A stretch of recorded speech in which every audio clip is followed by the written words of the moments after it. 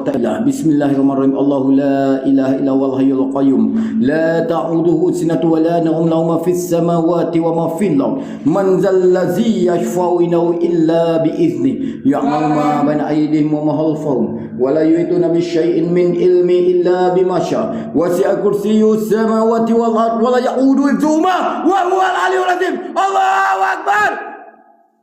Kau tengok ke macam ada sesuatu kat dalam tu. La ilaha illa anta subhanaka inni kuntu minaz zalimin. Masalah dia tak bagi dah. Dia macam sebab tu saya cakap jangan masuk.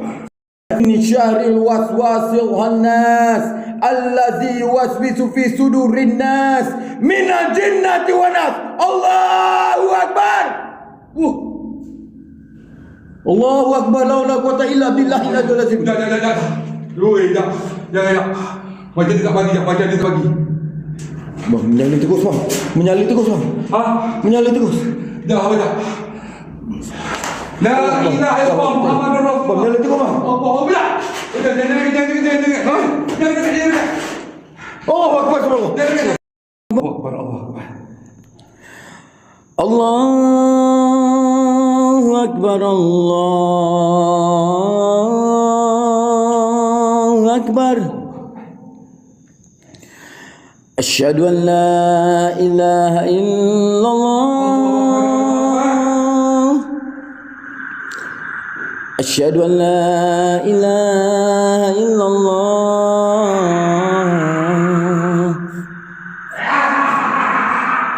Asyhadu anna Muhammadar Rasul.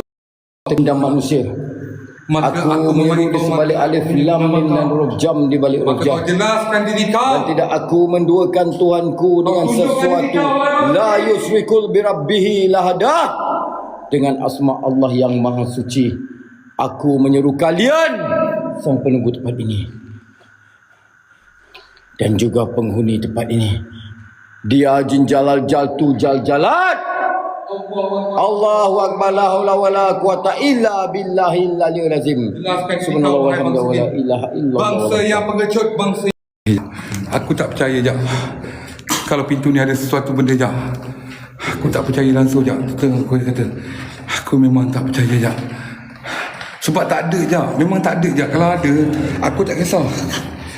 Benda tak ada. Itu je. Benda tak ada je. Kalau ada, aku tak kisah. Aku tak kisah je kalau benda tak ada. Dengan kalimah kafah ya Aisyah. Apa la ilaha illallah Muhammadur Rasulullah. Ya Allah.